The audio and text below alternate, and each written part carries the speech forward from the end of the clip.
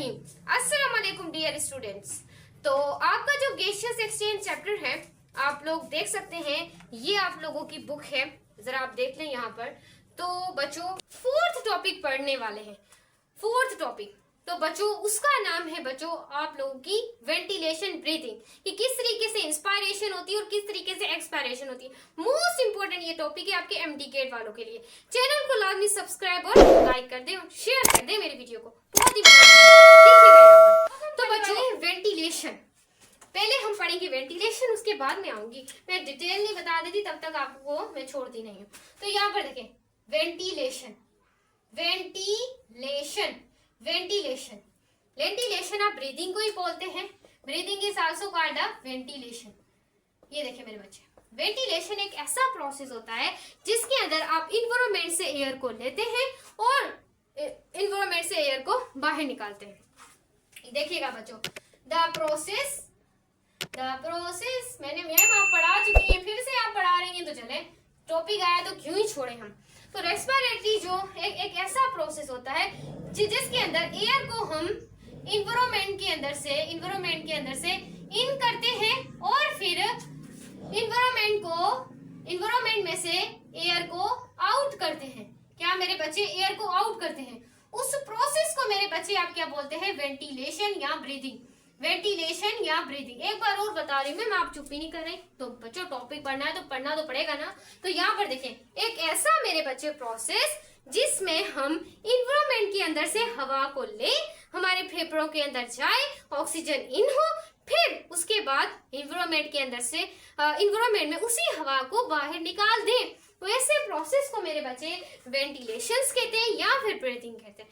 याद रखिएगा मेरे बच्चे, कोई चीज नहीं छोड़ने वाली मैं। तो यहाँ पर देखिए बच्चों, इसके ही हमारे अब सिस्टम पढ़ने वाले हैं। एक आप लोगों की होती है इनहेलेशन, इनहेलेशन, और एक आप लोगों की होती है एक्सलेशन, मैं यहाँ पर लिख दूं एक्सलेशन। याद रखिएगा मेरे बच्चे, इसको आप इंस्पायरेशन, इसको आप सिंप्लीफाई बच्चों इंस्पायरेशन भी क्या कहते हैं और इसको एक्सपायरेशन भी कहते हैं, ये भी लिख दो। इसको बच्चों हम इंस्पायरेशन भी कहीं कहीं कहते हैं और यही बच्चों हमारा एक्सपायरेशन भी होता है, एक्सपायरेशन भी होता है। कोई चीज ना रह जाए इस वजह से मैंने दोनों नाम बता दिए। देखिए बच्चों, आपकी ब्रीदिंग दो तरीके से होती है। जब आप हवा को अंदर हवा को डालते हैं और किस तरीके से हवा को बाहर निकालते हैं, तो आपकी बॉडी के अंदर कौन कौन से प्रोसेस होते हैं तो वही मैं आज बच्चों बताने वाली हूँ आप लोगों को। देखिएगा मेरे बच्चे, हर एक चीज को पढ़े हैं तो वीडियो को मिस नहीं करना। तो यहाँ पर देखिए इनहेलेशन बच्चों, इनहेलेशन के दौरान हम एयर को इंटर करते हैं, एयर को इन करते हैं, एयर इन करते हैं हमारे लंग्स में। और एक्सलेशन का मतलब मैं पॉइंट बना रही हूँ, एयर को आउट करते हैं मेरे बच्चे, लंग्स से एयर को बाहर निकालते हैं। क्लियर है मेरे बच्चे, एयर को अंदर डालेंगे इनहेलेशन है, एयर को बाहर डालेंगे बाहर निकालेंगे, तो मेरे बच्चे आप इसको क्या बोलते हैं, एक्सलेशन कहते हैं। क्लियर है, क्लियर हो रहा है। तो यहाँ पर ये पॉइंट्स को आपने क्या करना है, नोट डाउन करते रहना है। जब आप बच्चों इनहेलेशन करते हैं तो इनहेलेशन करने से आपका जो डायफ्राम होता है, आपका जो पर्दा होता है, डायफ्राम, यहाँ पर देखें, अगर मैं यहाँ पर लिखूं, जो आपका डायफ्राम होता है, डायफ्राम वो बच्चों स्ट्रेट हो जाता है। ये पॉइंट इंपॉर्टेंट है कि जब आप इनहेलेशन करते हैं, ऑक्सीजन को बॉडी के अंदर लेते हैं, तो ऑक्सीजन को बॉडी के अंदर लेने से आपके डायफ्राम स्ट्रेट हो जाते हैं।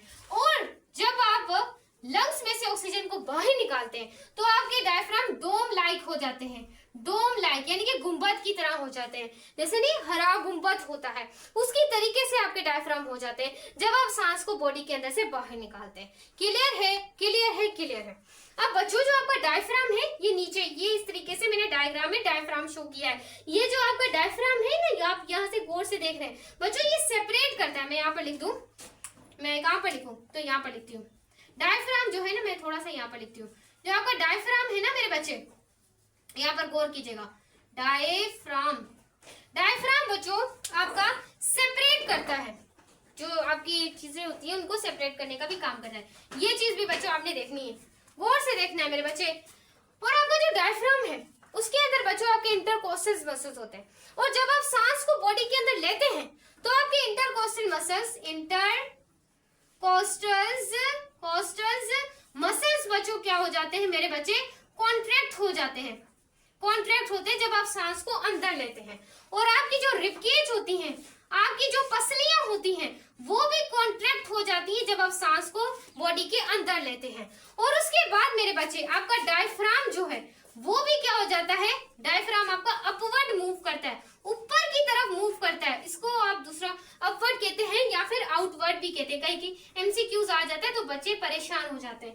डायफ्राम अगर अपवर्ड हो या आपका डायफ्राम बच्चों अपवर्ड हो या फिर आउटवर्ड हो, इसका मतलब है ऊपर, यानी कि जब आप सांस लेते हैं तो आपकी इंटरकोस्टल मसल्स कॉन्ट्रैक्ट हो जाती हैं, और जब आपकी रिबकेज भी क्या होती है, कॉन्ट्रैक्ट हो जाती है। और जब आप सांस लेते हैं तो आपको जो डायफ्राम है, आपको कोशिश करें, मेरे साथ कोशिश करें, जैसे आप सांस को अंदर ले रहे हैं तो इस तरीके से आपका डायफ्राम ऊपर की तरफ जा रहा है, जो बाहर ले रहे हैं तो डायफ्राम नीचे की तरफ जाएगा। अगर आपको ये समझ आ गया तो आगे पढ़ना कोई मुश्किल नहीं होने वाला आप लोगों के लिए। क्लियर है मेरे बच्चे? क्लियर हुआ है तो देख लें, यहाँ पर कोई चीज नहीं रही होगी तो देख लें। अब बच्चों यहाँ पर देखें, यहाँ पर आपका जो डायफ्राम है वो मैंने बता दिया डोम लाइक हो जाता है, और यहाँ पर जो आपकी इंटरकोस्टल मसल होती है, जो आपकी इंटरकोस्टल जो मेरे बच्चे मसल्स होती हैं वो रिलैक्स हो जाती हैं जब आप सांस को बाहर निकालते हैं। उसके बाद जो आपके रिबकेज है, याद रखिएगा मेरे बच्चे, जो आपके रिबकेज है वो भी क्या हो जाते हैं, रिलैक्स हो जाते हैं। और आपका जो डायफ्राम है वो मेरे बच्चे याद रखिएगा, वो यहाँ पर क्या हो जाता है, अपवर्ड होता है, आउटवर्ड होता है, यहाँ पर बच्चों इनवर्ड हो जाता है। क्या हो जाता है, इनवर्ड हो जाता है या डाउनवर्ड मूव करता है, ऐसे भी आप कहते हैं, डाउनवर्ड क्या करता है, मूव करता है। अब ऐसी इंपॉर्टेंट चीज बताने वाली हूँ जो आपने शायद पहले कभी ना सुनी हो। यहाँ पर देखिएगा, यहाँ पर आपका लंग्स के अंदर वॉल्यूम क्या होता है मेरे बच्चे, इंक्रीज होता है लंग्स का वॉल्यूम। जब आप सांस लेते हैं लंग्स का वॉल्यूम एक्सपेंड हो जाता है, इंक्रीज हो जाता है। मैं यहाँ पर वर्ड लिखूं, एक्सपेंड हो जाता है, इंक्रीज हो जाता है मेरे बच्चे। और जब आप सांस लेते हैं तो आपका प्रेशर क्या हो जाता है मेरे बच्चे, जो आपका प्रेशर है वो डिक्रीज हो जाता है। वो क्या हो जाता है, डिक्रीज। क्यों डिक्रीज होता है, क्योंकि जो सारा प्रेशर है ना वो हमारे सांस लेने में नहीं जाता, सारा जो प्रेशर है सांस को बाहर निकालने में जाता है, सांस को बाहर निकालने में जाता है। तो बहुत इंपॉर्टेंट चीज है, मेरी तरफ गौर करें। तो यहाँ पर देखें, अब यहाँ पर जो आपकी एक्सेलेरेशन है उसमें आपका वॉल्यूम डिक्रीज हो जाता है। लंग्स का वॉल्यूम कभी नहीं बढ़ता जब आप सांस को बाहर निकालते हैं। जब आप सांस को बाहर निकालते हैं, कार्बन डाइऑक्साइड को बॉडी से बाहर निकालते हैं, तब आपका प्रेशर ज्यादा है कि चल निकल कार्बन डाइऑक्साइड बॉडी से निकल, तू चल यहाँ से निकल। तो यहाँ पर देखें मेरे बच्चे, गौर कीजिएगा, यहाँ पर देखें, यहाँ पर स्टूडेंट देखें, यहाँ पर आपका जो प्रेशर है, यहाँ पर जो आपका प्रेशर है मेरे बच्चे वो क्या हो जाता है, इंक्रीज हो जाता है। क्लियर है? बच्चों ने शोर कर दिया, इस वजह से मुझे थोड़ा जाना पड़ा। तो यहाँ पर बच्चों देखें, अब यहाँ पर आप अपनी बुक में जरा गौर कीजिएगा मेरे बच्चे, यहाँ पर थोड़ा गौर कीजिएगा।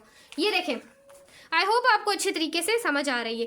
अब बच्चों देखें, जब आप एक्सेलेरेशन ले रहे हैं तो आपका जो लंग्स है वो यहाँ पर देखें रिबकेज कॉन्ट्रैक्ट हो रही हैं, और यहाँ पर देखें बच्चों आपका वॉल्यूम क्या हो रहा है, वो बढ़ रहा है। लेकिन अब एक्सेलेरेशन की जब आप डायग्राम देख रहे हैं तो उसमें आपके लंग्स का वॉल्यूम डिक्रीज हो रहा है और प्रेशर क्या हो रहा है, इंक्रीज हो रहा है। यहाँ पर बच्चे देख लें, जो जो चीज़ें थी मैंने आपको पढ़ा दी है, सही। अब मैं आपको थोड़ा और बता दूं कि जो नॉर्मल आपकी ब्रीदिंग होती है, जब आप एक्सरसाइज करते हैं तो आपकी ब्रीदिंग बढ़ जाती है, ये चीज आपने याद रखनी है। और नॉर्मल जो हमारी ब्रीदिंग रेट होता है वो 12 से 20 टाइम पर मिनट होता है, 12 से 20।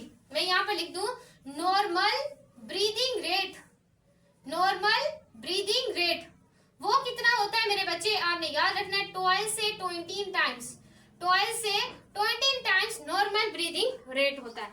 क्लियर है?